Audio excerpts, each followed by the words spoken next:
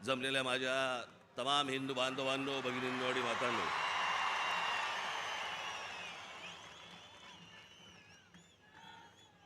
असं वाटतंय सभा सिमल्याला आहे.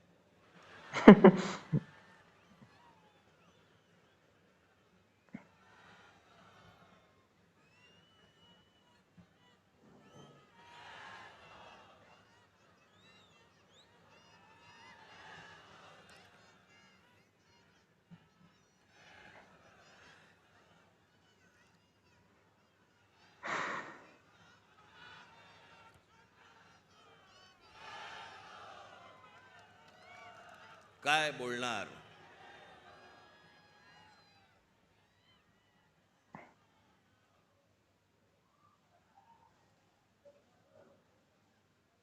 जवळपास 5 वर्षानंतर या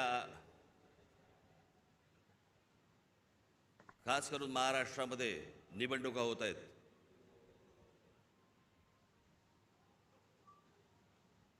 महानगरपालिकेच्या निवडणुका आत्ता होतील असं म्हणता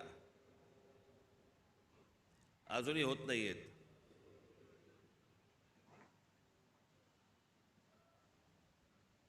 त्याच्यामुळे 2019ला ज्या निवडणुका झाल्या त्याच्यानंतर आज 2024ला निवडणुका होत आहेत आणि सगळे आचारसंहितावाले सगळे जागे झालेत. काल मी एक बातमी वाचली की आचारसंहितेसाठी म्हणून निवडणुकीसाठी म्हणून महानगरपालिकेची जेवढी हॉस्पिटल्स आहेत तिकडचे डॉक्टर्स आणि नर्सेस यांना निवडणुकीच्या कामावरती जुंपवलंय.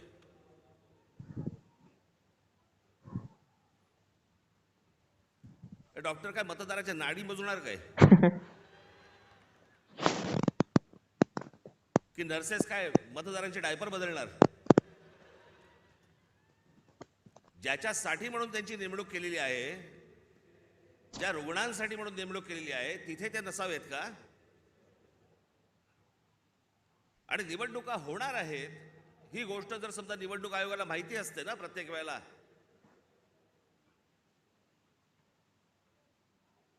एक पॅरलल फळी का नाही उभी करत तुम्ही? दरवेळेला आपल्या काहीतरी शालेय शिक्षक घ्यायचे, नर्सेस घ्यायच्या, डॉक्टर्स घ्यायचे, हे कुठचे उपद्व्याप?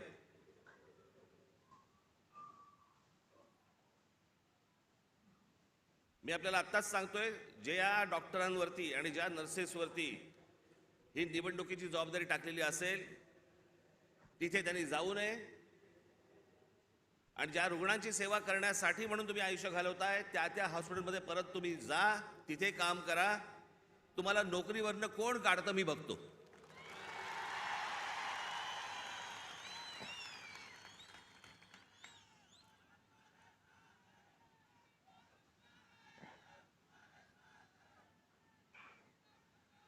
आज सगळेजण तुम्ही महाराष्ट्राच्या कानाकोपऱ्यातनं सर्वजण आलात. सर्वप्रथम मी आपल्या सर्वांना गुढीपाडव्याच्या मनपूर्वक शुभेच्छा देतो.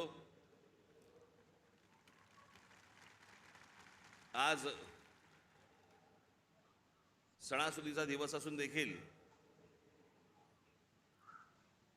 या अशा प्रकारच्या सभा नुसत्याच होत नसतात. त्याला एक पोलीस यंत्रणेवरती देखील एक ताण असतो. पण आपल्या सणासुदीच्या दिवशी सगळ्या गोष्टी बाजूला सारून अशा कामांना ज्यावेळेला पोलीस माझे सहकारी ज्यावेळेला जुंपलेले असतात त्या सर्व पोलीस अधिकाऱ्यांचे, माझे कॉन्स्टेबल माता भगिनी यांचे मी दिलगिरी व्यक्त करतो की त्यांना या सगळ्या याच्यामध्ये काम करावं लागतंय. पण तुम्हालाही मनपूर्वक गुढीपाडव्याच्या मनपूर्वक शुभेच्छा.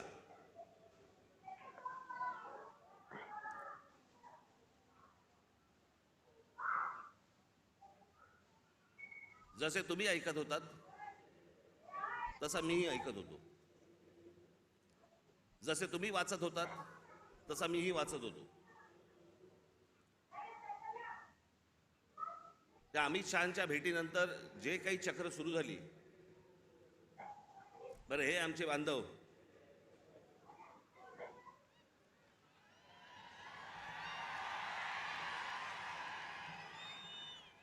त्यांचा काही दोष नाही, चॅनल बोलले म्हणजे रोजची चॅनल्स, त्याला मी एक नाव ठेवलंय, आज मला असे वाटते. लोकांना विचारायला कशाला पाहिजे, राजकारणाला विचारायला कशाला पाहिजे, दे ठोकून आपली बातमी. वाटेल त्या बातम्या चालू होत्या, वाटेल त्या बातम्या. मी आपला एन्जॉय करत होतो. मला काय बोलायचं ते बोला, मला जेव्हा बोलायचं तेव्हा मी बोलीन. त्या अमित शहाना भेटायला गेलो दिल्लीला.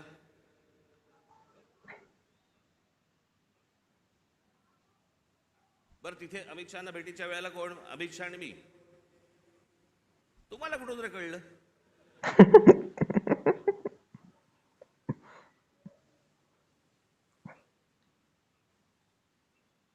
मी तिकडे दिल्लीला पोहोचलो, काय राज ठाकरेंना 12 तास थांबायची वेळ आली. अरे गधड्या, दुसऱ्या दिवशीची भेट होती. 12 तास थांबायची कुठून आली? आदल्या दिवशी पोहोचलो तिथे रात्री. त्यात थांबायचा काय विषय आला? पण हे थांबत नाहीत. मला असे वाटते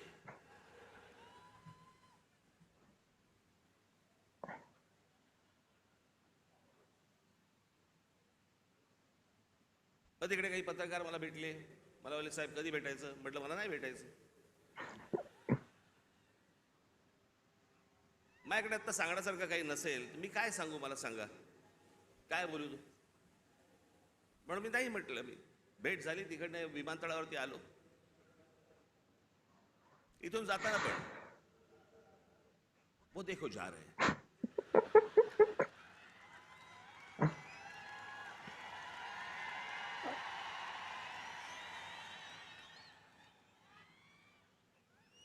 हल्ली हे असतात, पूर्वी ते आचारसंहितावाले असायचे, कुठेही कॅमेरा घेऊन जायचे.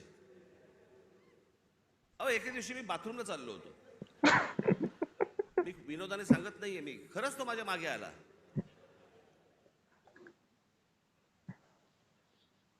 म्हटलं पुढे काय करायचं ठरवलंय?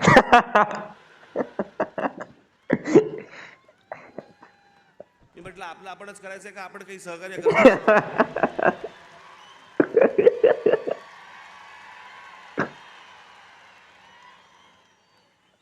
कुठे जरा मोकळीक म्हणून नाही. मी इथे माझ्या इकडे घराच्या बाहेर पत्रकार बिचारे ते बसलेले असतात, त्यांना काही. मी म्हटलं अरे एखादी गोष्ट ठरली, समजा निवडणुकीच्या संदर्भात ठरली, तर मी येऊन सांगीन ना की लपून लपून निवडणुका लढीन. कोणाला सांगू नको, मतदारांना कळवू नको मी निवडणूक लढवतोय. म्हटलं अरे जर समजा काही ठरलं तर पत्रकार परिषद घेईन, भाषण करीन, येऊन सांगीन की बाबा असं असं अशाच्या गोष्टी ठरल्या आहेत. मग त्यांच्या लक्षात आलं की आता अमित शहाच्या भेटीनंतर काय होत नाहीये, पुढे काही मिळत नाही आपल्याला. मग आपण तो एपिसोड कसा पुढे न्यायचा, मला असे वाटतेचा. मग राज ठाकरे शिंदेच्या शिवसेनेचे प्रमुख होणार. अरे मूर्खांनो, मला जर व्हायचं असतं तेव्हाच नसतो झालो.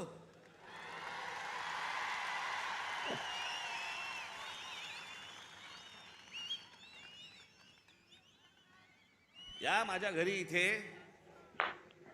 जवळपास 32 आमदार, 6-7 खासदार, आपण एकत्र बाहेर पडू आणि काय मग नंतर माझा महाराष्ट्र दौरा सुरू झाला. तोपर्यंत इकडे सगळी काहीतरी बांधणी सुरू होती. मी आता काही नावं नाही घेत कोणाची. आणि ह्यांना वाटलं मी काँग्रेस मध्ये ज्याला सत्ता होती त्यांची जॉईन होणार बाकीच्यांसारखा.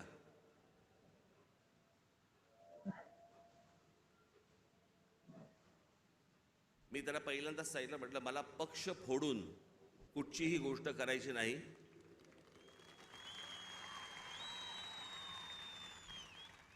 आत्ता म्हटलं माझ्या मनात विचार नाहीये, पण जर उद्या जर समजा मी काही केलं, पाऊल उचललं तर स्वतःचा राजकीय पक्ष काढीन, पण कोणाच्या हाताखाली काम करणार नाही. ही गोष्ट मी माझ्या मनाशी मी खुणगाटच बांधलेली होती. माननीय बाळासाहेब ठाकरे यांच्याशिवाय मी कोणाच्याही हाताखाली काम करणार नाही.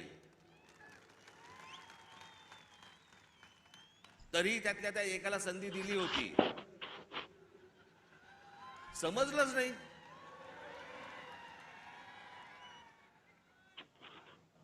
जाऊन दे, पण तो झाला भूतकाळ. त्याच्यामुळे असल्या कोणत्याही गोष्टींवरती तुम्ही विश्वास ठेवू नका. मी कोणत्याही शिवसेनेचा प्रमुख अध्यक्ष काही होणार नाही.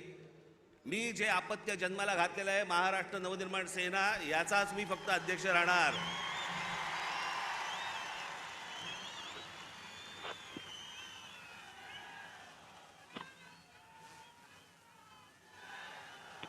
तुमच्या सगळ्यांच्या विश्वासावरती हा जो पक्ष आजपर्यंत उभा केलेला आहे, त्याला 18 वर्ष झालेली आहेत.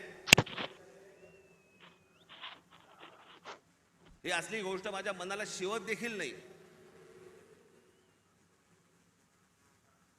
पण काही नाही, मी आपला हसत होतो, कारण त्यांचं काही करू शकत नाही आपण. आज मला असे वाटते, वेगवेगळ्या बातम्या, वेगवेगळ्या गोष्टी येत होत्या. मी खरं तर काही गोष्टी लिहून आणल्या होत्या तेव्हा. मग ते काहीतरी जागा वाटप,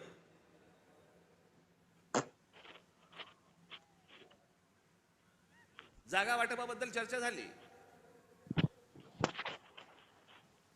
पण मी तुम्हाला खरं सांगू ना, मी शेवटचा जागा वाटपाच्या चर्चेला जो बसलो होतो 1995 साली,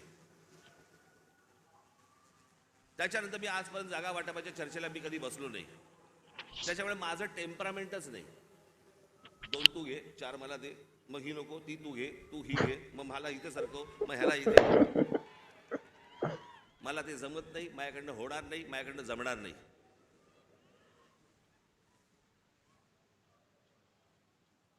मग मला सांगितलं, आमच्या निशाणीवरती लढा. हे रेल्वे इंजिन आहे ना, हे तुमच्या कष्टाने कमवलेलं चिन्ह आहे. माझ्याकडे आयतं आलेलं नाही, सहज आलंय चिन्ह म्हणून आता मी त्याच्यावरती लढवायचं अजिबात नाही.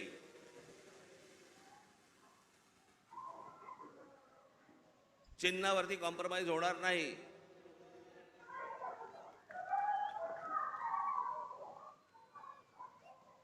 दिल्लीला गेलेले हे ठाकरे पहिलेच. पत्रकारांना माहीत नसतं, काही माहिती नसतात, जुन्या गोष्टी काही कल्पना नसते. आत्ताच्या काही गोष्टी माहिती असतात, त्याच्यावरती आपले बस रेटायचं.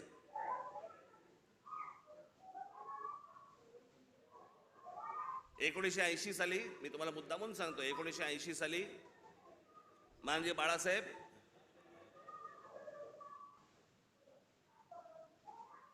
हे दिल्लीला इंदिराजींना भेटायला गेले होते, संजय गांधींना भेटायला गेले होते. आणि भेटीला जायला काय प्रॉब्लेम आहे मला कळत नाही. मला अनेक लोक येऊन घरी भेटतात, म्हणून मी काय समजायचं, वार हे आता माझ्या घरी भेटायला आलेत मला, आता असं नाही समजत. कोणी कोणाकडे भेटायला जात असतात, गोष्टी लोक जात असतात. त्यात मोठेपणा आणि कमीपणा कसला आला? अहो, वर्ष 1.5 वर्ष झाले आपले महाराष्ट्राचे मुख्यमंत्री माझ्याशी बोलतायत,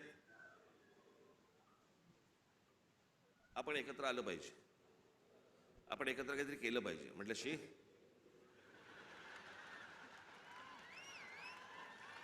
म्हटलं काय केलं पाहिजे?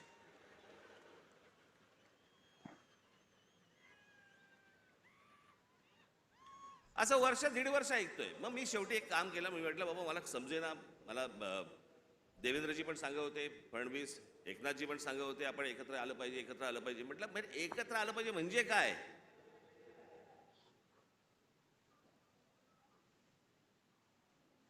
आणि मग त्याच्यात हे सगळे विषय निघाले. मग मी अमित शहांना फोन केला, म्हटलं मला जरा भेटायचं तुम्हाला. हे काय मला चाललंय मला समजत नाहीये. एकदा आपल्याशी बोलून मला काय नक्की ह्यांचं म्हणणं आहे ते मला एकदा कळलं पाहिजे. मग आमचं बोलणं झालं तिकडे. मग इथे आल्यावरती आमच्या तिघांचं बोलणं झालं. मग ते सगळं निशाणीवरती प्रकरण आलं.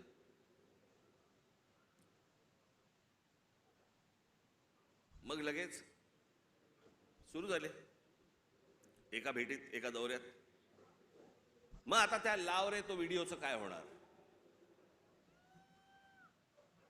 मी तुम्हाला पहिली गोष्ट एक सांगतो, थोडीशी पार्श्वभूमी देतो. माझा जन्म ज्या घरात झाला त्या घरामध्ये शिवसेनेचा जन्म झाला.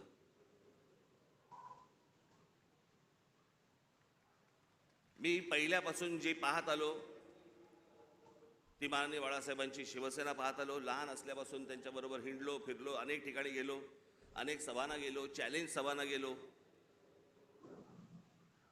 त्याच्यामुळे माझ्या आयुष्यातला एकमेव तेव्हाचा पक्ष होता तो म्हणजे शिवसेना.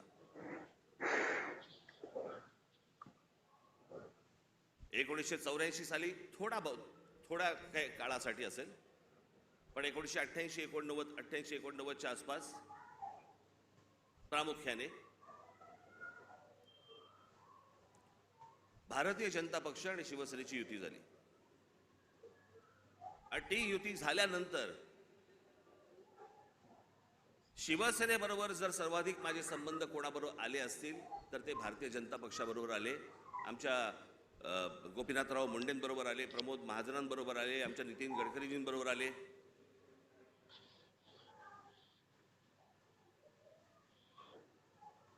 आणि ह्यांच्याबरोबरचे जे माझे संबंध होते हे राजकारणाच्या पलीकडचे पण होते.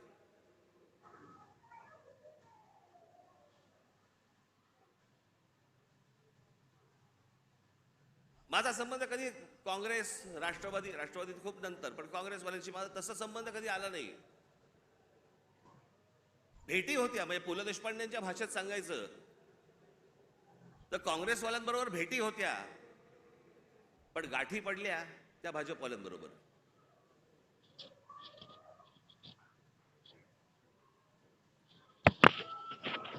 त्याच्यामुळे अनेक वेळेला त्यांच्याबरोबर माझे अगदी चांगले संबंध तेव्हापासून प्रस्थापित झाले. आमचे प्रमोदजी गेले, मग त्या दरम्यान मी गुजरात दौऱ्यावरती गेलो. नरेंद्र मोदी यांच्याबरोबर माझे संबंध प्रस्थापित झाले. मी गुजरात पाहिला, त्यावेळेला खूप चालू होतं की गुजरातमध्ये कशा प्रकारची प्रगती होते, कशा प्रकारची डेव्हलपमेंट होते.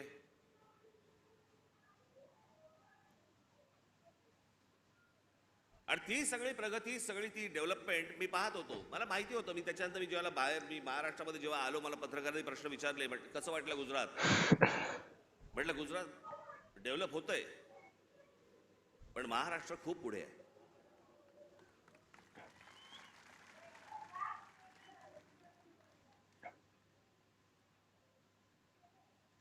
आणि मग त्यावेळेला ते जसे जसे त्यांच्याबरोबरचे संबंध माझे प्रस्थापित व्हायला लागले, एक वेळ आली या देशामध्ये हा राज ठाकरे पहिला माणूस होता ज्यांनी या देशाचे पंतप्रधान नरेंद्र मोदी व्हावेत असं बोलणारा पहिला माणूस मी होतो. त्यांच्याही पक्षातलं कोणी बोललं नव्हतं तोपर्यंत. मला असं तेव्हा वाटलं की बाबा आपला एक स्वतःचा विचार असतो, त्याच्यात माणसं बोलत असतात, माणसं काही गोष्टी सांगत असतात, माणसं स्वप्न दाखवत असतात. स्वप्न सत्यामध्ये उतरावीत अशी प्रत्येकाची अपेक्षा असते, आशा असते. आणि मग ज्या वेळेला 2014ची निवडणूक झाली, 2014च्या निवडणुकीच्या अगोदर मी काही अनेक भाषणं त्यांची ऐकत होतो, आणि 2014ची निवडणूक झाल्यानंतर मला असं वाटलं, अरे मी जे ऐकत होतो ते आता मला या 5 वर्षात दिसत नाहीये. काहीतरी वेगळ्याच गोष्टी दिसत आहेत. नोटबंदी काय दिसते, बुलेट ट्रेन काय दिसते. मी तुम्हाला आजही सांगतो, ज्या गोष्टी मला पटलेल्या नाहीत त्या मला पटलेल्या नाहीत. उद्या कितीही संबंध परत चांगले झाले किंवा नाही झाले तरी ज्या गोष्टी मला चांगल्या वाटल्या स्वागत करणार, ज्या गोष्टी नाही पटल्या विरोध करणार. आणि ज्या माणसावरती सर्वाधिक विश्वास असतो, 30 वर्षानंतर राजीव गांधींची सत्ता आली होती 1984 साली, त्याच्यानंतर 20-30 वर्षानंतर एका माणसाच्या हातात या देशाचं बहुमत आलं. मी विचार करतो या देशाचं काय काय गोष्टी होऊ शकतात, काय काय गोष्टी घडू शकतात.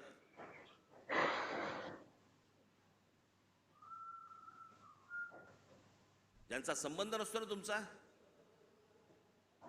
त्यांच्याकडे तुम्ही दुर्लक्ष करता, दोन शिव्या असताना दुर्लक्ष करता. पण ज्यांच्यावरती प्रेम असतं, ज्यांच्यावरती विश्वास असतो, त्याला ज्या वेळेला कुठेतरी तडा जातोय असं दिसायला लागलं, तर तो जो राग आपला असतो, तो राग आणि माझा राग तर टोकाचा आहे. मी महाराष्ट्रावरती प्रेम करतो, महाराष्ट्रातल्या मराठी माणसांवरती प्रेम करतो, महाराष्ट्रातल्या मराठी भाषेवरती प्रेम करतो, टोकाचं प्रेम करतो.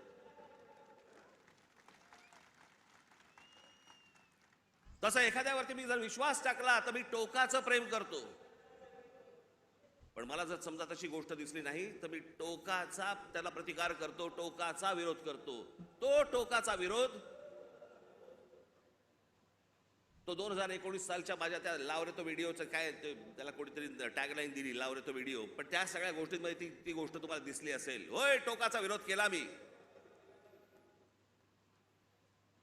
पण ज्या ज्या वेळेला त्यांच्याकडनं चांगल्या गोष्टी ज्यावेळेला घडल्या, 370 कलम ज्यावेळेला रद्द झालं, त्यावेळेला अभिनंदन करणारं पहिलं ट्विट माझं होतं.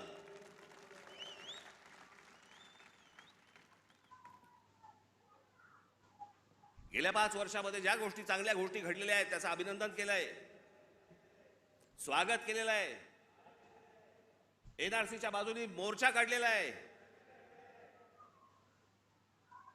जी गोष्ट योग्य ती योग्य, जी गोष्ट अयोग्य अयोग्य. या देशाने अमिताभ बच्चन यांच्यावरती प्रेम केलं, मीही प्रेम केलं. पण ज्या वेळेला एक माणूस ज्या वेळेला मला असं वाटायला लागलं की अरे एका प्रांताचा विचार करतोय, मला नाही पटलं. पण त्या सगळ्या गोष्टींमध्ये जर समजा तुम्ही बघितलं तर त्याच्यामध्ये व्यक्तिगत टीका कुठेही नव्हती.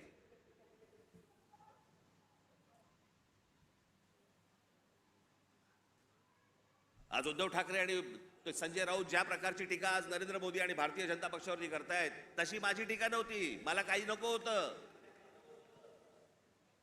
मला मुख्यमंत्री पद मिळालं नाही म्हणून मी विरोध नाही केला, मला भूमिका पटली नाही म्हणून मी विरोध केला.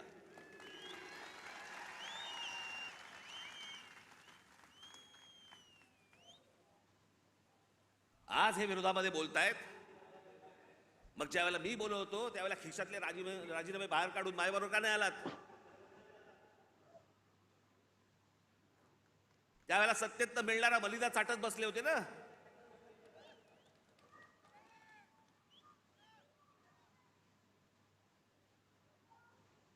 आज ह्यांना या गोष्टी सुचतायत. याचं कारण तुमचा पक्ष फुटला म्हणून, याचं कारण तुम्हाला सत्तेत हाकलवलं म्हणून, तुमच्या स्वार्थासाठी म्हणून या सगळ्या गोष्टी तुम्ही केल्यात. मी त्या गोष्टी नाही केल्या. मला भूमिका नाही पटली म्हणून मी विरोध केला. मला त्याच्या बदल्यात काही हवं होतं म्हणून नाही विरोध केला.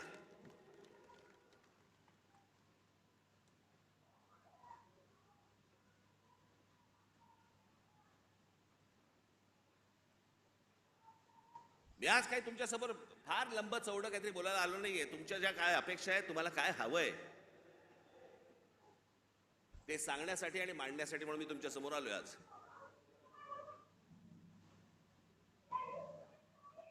नरेंद्र मोदींकडनं कसं आहे, आज तरुण, आज आम्ही दुपारी बोलत होतो, 2006 साली ज्यावेळेला मी पहिलं महाराष्ट्र नवनिर्माण पक्ष स्थापन केल्यानंतरचं पहिलं भाषण ज्यावेळेला मी इथून केलं होतं,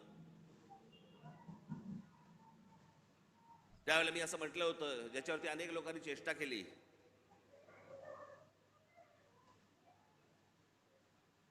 मी म्हटलं होतं की माझ्या महाराष्ट्रामधला शेतकरी हा जीन्स घालून ट्रॅक्टरवरती बसलेला मला शेतकरी मला अपेक्षित आहे, हवा आहे भविष्यात.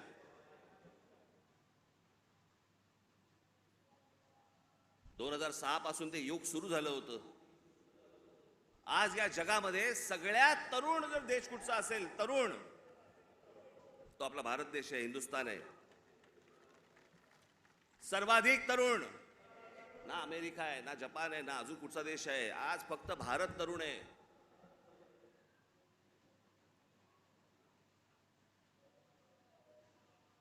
या तरुणांना, या तरुणींना शिक्षणाची गरज आहे, चांगल्या शिक्षणाची गरज आहे, तंत्रज्ञानाची गरज आहे.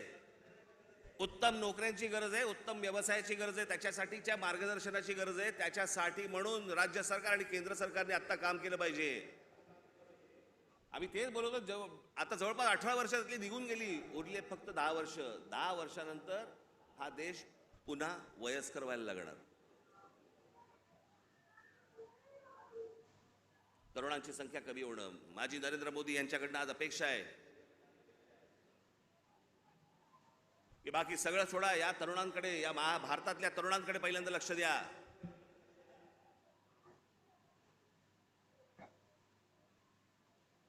हेच ते फ्युचर आहे, हेच ते भविष्य आहे.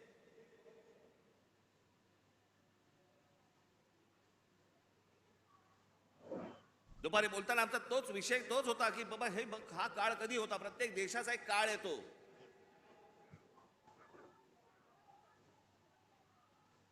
जसं जपानमध्ये एक काळ आला. जपानमध्ये ज्यावेळेला काळ आला त्यावेळेला तिकडे त्या अनेक कंपन्या उभ्या राहिल्या. सोनी पासून, होंडा पासून, काय काय अनेक गोष्टी सगळ्या उभ्या राहिल्या.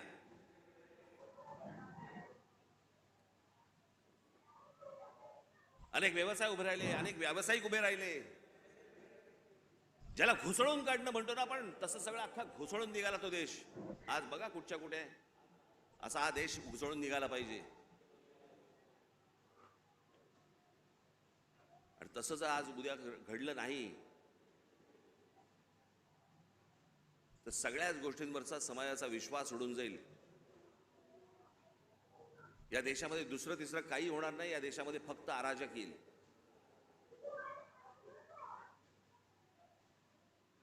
जर नोकऱ्या उपलब्ध झाल्या नाहीत, जर व्यवसाय उपलब्ध झाले नाहीत, लोकसभेमध्ये सांगितलं गेलं की या देशामधले, लोकसभेमध्ये सांगितलं गेलं की या देशामध्ये जवळपास 6 लाख उद्योगपती, व्यापारी हे हा देश सोडून गेले. 6 लाखाचा अर्थ काय होतो? हा तर अधिकृत आकडा आला आपल्याकडे, पण हे यापुढे होता कामा नये. या देशातल्या तरुणांकडे पाहणं गरजेचं आहे. महाराष्ट्र ज्या प्रकारचा कर भरतो केंद्राला, त्याच्या मोबदल्यात महाराष्ट्राला मोठा वाटा हा महाराष्ट्राला आला पाहिजे. याच्यासाठी म्हणून आज नरेंद्र मोदींकडनं माझी अपेक्षा आहे. अनेक गोष्टींची अपेक्षा आहेत. पुढचं काय 5 वर्षात काय घडतंय, ही निवडणूक, येणारी लोकसभेची निवडणूक या देशाचं भविष्य ठरवणार आहे. की आपण खड्ड्यात जाणार आहोत का आपण वरती जाणार आहोत. उद्या अनेक निवडणुका येतील, पुढे विधानसभेच्या निवडणुका येतील. आज हाणामाऱ्या चालू आहेत. पुढच्या विधानसभेच्या निवडणुकीत तर काय होईल? कोथळे बाहेर काढतील.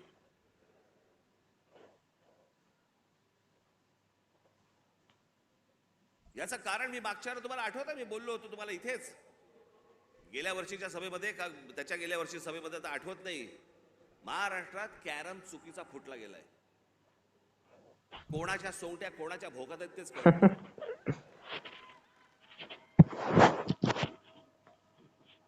माणूस राजकारणातला आला की विचारावर लागतं कोणत्या पक्षात. मध्यंतरी मी आपल्या पुण्याला गेलो होतो नाट्य संमेलनाला. तिकडे 5 जण मला भेटायला आले, नगरसेवक होते राष्ट्रवादीचे.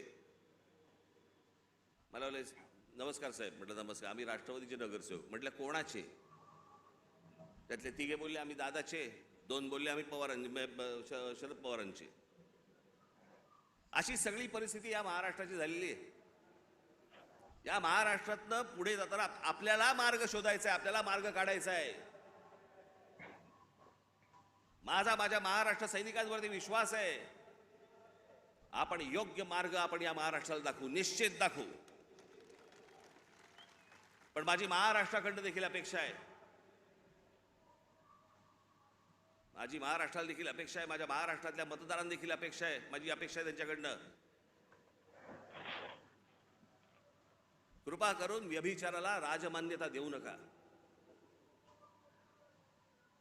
ज्या प्रकारचं राजकारण या महाराष्ट्रामध्ये सुरू आहे, याला राजमान्यता जर समजा पुढे मिळत गेली, पुढचे दिवस भीषण आहेत.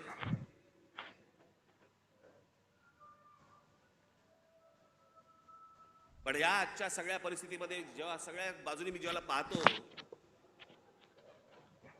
त्यावेळेला मला असं वाटतं की आज किमान पुढच्या 5 वर्षांसाठी देखील विषय आपल्याला पुढच्या 50-100 वर्षांचा करायचा असतो.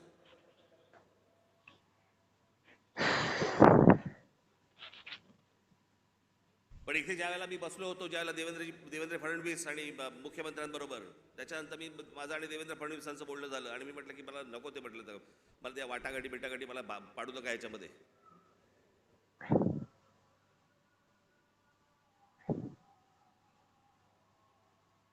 मी म्हटलं तुम्हाला मी आज सांगतो, म्हटलं त्या राज्यसभाही नको आणि ती विधान परिषदही नको.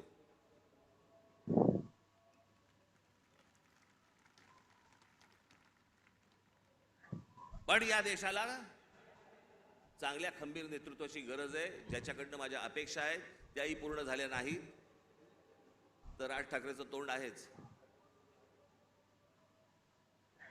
पण या पुढच्या काही भवितव्यासाठी म्हणून खंबीर नेतृत्वाची गरज असताना म्हणून मी त्यांना सांगितलं मला काही अपेक्षा नाही आहेत. महाराष्ट्र नवनिर्माण सेना, भारतीय जनता पक्ष, शिवसेना आणि एनसीपी, परंतु फक्त नरेंद्र मोदींसाठी बिनशर्त पाठिंबा देत आहे, हे मी आज आपल्या समोर सगळ्यांसमोर जाहीर करतो. आणि माझ्या गावागावातनं सगळ्या महाराष्ट्रामधनं आलेल्या माझ्या सर्व महाराष्ट्र सैनिकांना मला फक्त एकच सांगायचं आहे, विधानसभेच्या तयारीला लागा, जोरात विधानसभेच्या तयारीला लागा. पुढच्या गोष्टी पुढे आपण कसलाही विचार न करता आत्ता बांधणीचा विचार केला पाहिजे आपण. आणि त्याच्यासाठी म्हणून मी तुम्हाला महाराष्ट्रभर सगळ्या ठिकाणी भेटण्यासाठी लवकरच आपल्यासमोर येत आहे. आज जे काही मला मांडायचं होतं हे आपल्यासमोर आज मांडलेलं आहे. उद्या अजून जर समजा समोरच्यांची पकपक झाली तर अजून माझी दारं खिडक्या उघड्या करायला तोंडाच्या मी मोकळा आहे. आपण निश्चिंत राहा, जिथून आलेला आहात तिथून व्यवस्थित जा. जाताना आपण व्यवस्थित गाडीने ज्या आलेला आहात गाड्या नीट सांभाळून चालवा. घरचे लोक आपली वाट पाहत असतील. पुन्हा एकदा मी आपल्याला सर्वांना मी गुढीपाडव्याच्या मनपूर्वक शुभेच्छा देतो आणि आपणा सर्वांची मी रजा घेतो. धन्यवाद. जय हिंद, जय महाराष्ट्र. धन्यवाद राजसाहेब. प्रत्येप्रमाणे माहीम विधानसभेचे सर्व आपले महाराष्ट्र सैनिक आपला सन्मान करतील. शाल, श्रीफळ आणि मंगल कलश ठेवून आज गुढीपाडव्याच्या शुभदिनी आपला सत्कार करतील. सन्माननीय राजसाहेब ठाकरे यांचा, महाराष्ट्र नवनिर्माण सेनेचा,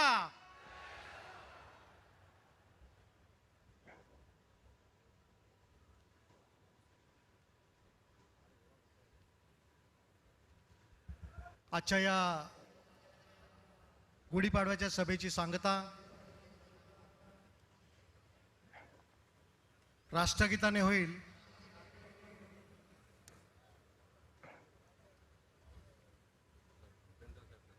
मी उपस्थितांना विनंती करतो राष्ट्रगीतासाठी उभे राहावे.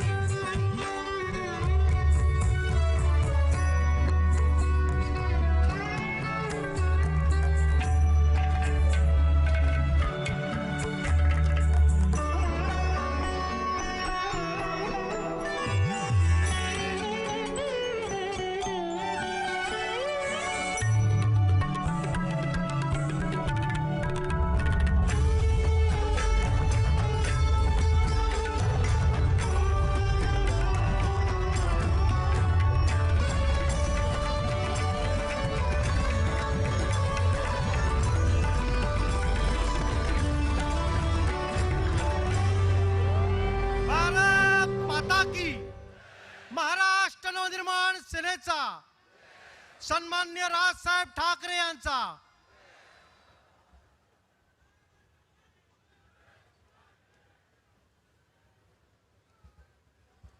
सातारा जिल्ह्यामधून जे महाराष्ट्र सैनिक आले आहेत त्यांच्या भोजनाची व्यवस्था मानखुर्द येथे विभागाध्यक्ष रवी गवस, वीणा उकरंडे आणि माऊली थोरवे यांच्याकडून करण्यात आली आहे. त्याचप्रमाणे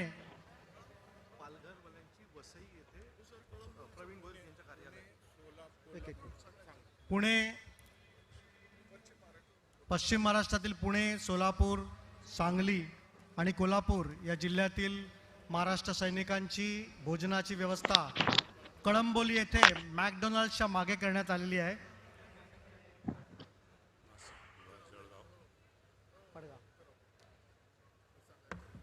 नाशिक, धुळे, जळगाव आणि या जिल्ह्यातील महाराष्ट्र सैनिकांची जेवणाची व्यवस्था वाशिम जवळ करण्यात आलेली आहे.